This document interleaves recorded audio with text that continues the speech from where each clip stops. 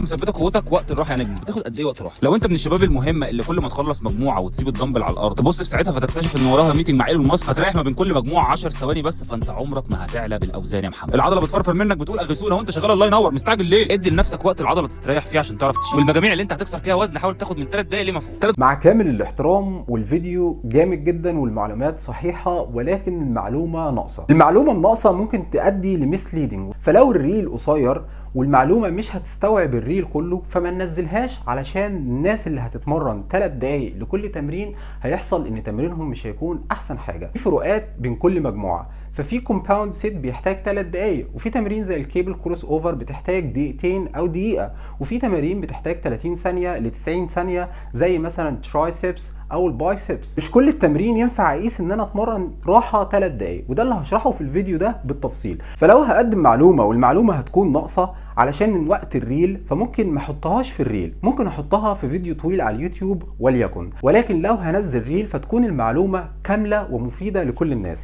علشان في ناس ممكن تشوف ان المفروض اريح 3 دقايق وتعمل 3 دقايق، فالتمرين بتاعه بالاسترتشات بالدايناميك والستاتيك والتسخين ده هياخد منه اكتر من ساعتين، فده مش احسن حاجه. وقبل ما اقول لك التركايه اللي هتغير التمرين بتاعك، حابب اقول لك حاجه مهمه جدا. الفيديوهات اللي بتتبعت ديت من حد بيسالني في معلومه او محتاج نصيحه. بقى نشوف المهم والتركايه المهمه والسلسله اللي هتبقى جامده جدا. بس خليني اقول لك مع كامل احترامي لكل الكباتن ومع كامل احترامي لكل الناس، وانا مش بنتقد شخص بعينه، انا بنتقد معلومه معينه، سواء كانت معلومه قصيره ومش مشروحه ممكن تؤدي الى ميسليدنج للاشخاص، لان معلومه مخلوطه او حاجه او عاده اعتدنا ان احنا نعملها واتغيرت مع الدراسات والابحاث والعلم والدراسه. تركايه حكايه الجزء الاول. التركات ديت لو انت عملتها في التمرين بتاعك اوزانك هتتطور، كثافه التمرين بتاعك هيتطور، والحاجتين دول لو اتطوروا عضلاتك هتزيد وهتبقى وحش. اول تركايه معايا وهو الراحه بين التمرين. بشوف معظم الناس خصوصا المبتدئين او الناس المتقدمين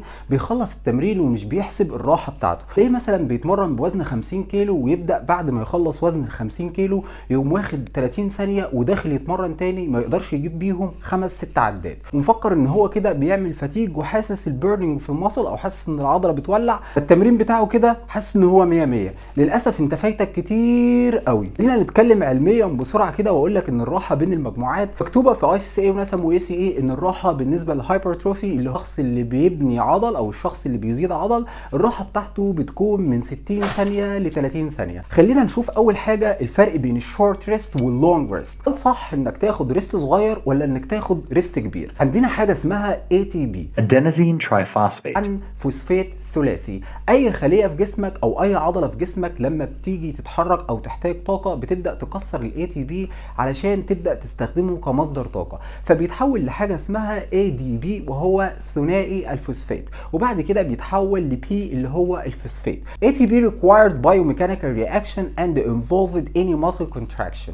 يعني ايه الكلام ده؟ يعني اي تقلص للعضله بتحتاج العضله ان هي تكسر الاي تي بي علشان تبدا تحصل لها كونتراكشن ويحصل ان جسمك يكون فيه طاقه يخليك تقدر تتمرن بوزن تقيل.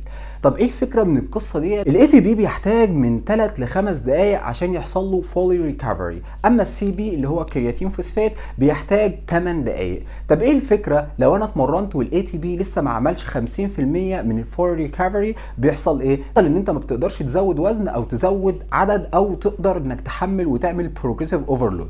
الفكره من انك تريح راحه طويله هو انك تقدر تتمرن بوزن تقيل وتقدر تجيب عدد كويس، الماسل بتاعتك يحصل لها غير تكيف على الوزن القديم اللي انت بتتمرنه فيحصل هنا ماسل جروث. ما جينا نقارن بين الشورت ريست واللونج ريست في حاجه اسمها كومباوند اند ايزوليشن، يعني في حاجه اسمها تمارين العزل وتمارين المركبه اللي بتحتاج منك طاقه كبيره زي البنش بريس زي الديد ليفت وغيرها. اما الايزوليشن اللي هي مثلا بايسبس كيرل او مثلا ماشين اني ماشين، ان الراحه 3 دقائق بين المجموعات الكومباوند بتديك ماسل جروث، اما الراحه اللي هي الشورت مجموعات الايزوليشن لو 30 ثانيه بتديك ماسل جروث، فالاثنين بيديك ماسل جروث. هنا خد المعلومه دي واركنها على جنب وتعالى نخش في معلومه ثانيه هي التايم افيشنسي. في التايم افيشنسي هنتكلم عن السيشن ديوريشن، وهنتكلم عن الراحه او الوقت نفسه بتاع المجموعات والوقت نفسه بتاع الراحه. والتمرين بتاعك بياخد من 10 ثواني ل 8 ثواني. هنقول مثلا ان التمارين بالراحه هتديك سيشن ديوريشن اللي هي توقيت السيشن كله او توقيت التمرينه كلها 60 دقيقه. وجينا مثلا نخلي الراحه بتاعتنا دقيقه ونص، ايه اللي بيحصل هنا؟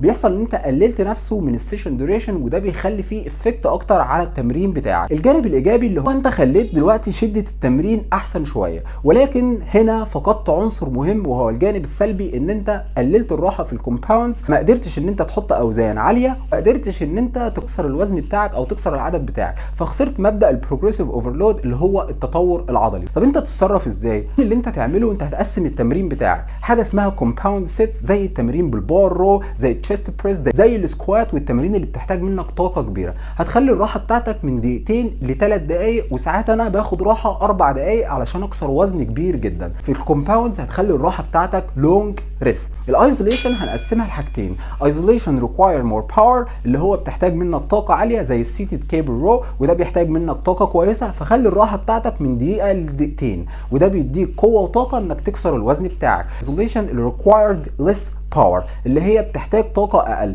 زي مثلا روب بوش داون او بايسبس كيرل. فهنا نقدر نخلي الريست بتاعنا شورت ونخلي الراحه بتاعتنا 30 ثانيه. فبكده انت قدرت تعمل كل الراحات، خدت راحتك وخليت الاي تي بي بتاعك في الكومباوند ست، التمرين اللي بتحتاج طاقه كبيره قدرت تزق فيها وزن وتشيل فيها وزن وتكسر الوزن بتاعك. وكمان في التمارين اللي مش بتحتاج منك وزن قوي وبتحتاج منك تكنيكس وبتحتاج منك اداء كويس، فخليت الراحه بتاعتها اقل فزودت الفاليوم بتاعها. فانت كده استفدت من التمرين 100% وطلعت من التمرين 60 دقيقة مش اكتر. وبكده تكون تركاية حكاية رقم 1. استنى تركاية حكاية رقم 2 في الفيديو الجاي، وما تنساش تعمل شير ولايك للصفحة علشان حرفيا هتستفاد من السلسلة ديت جامد جدا.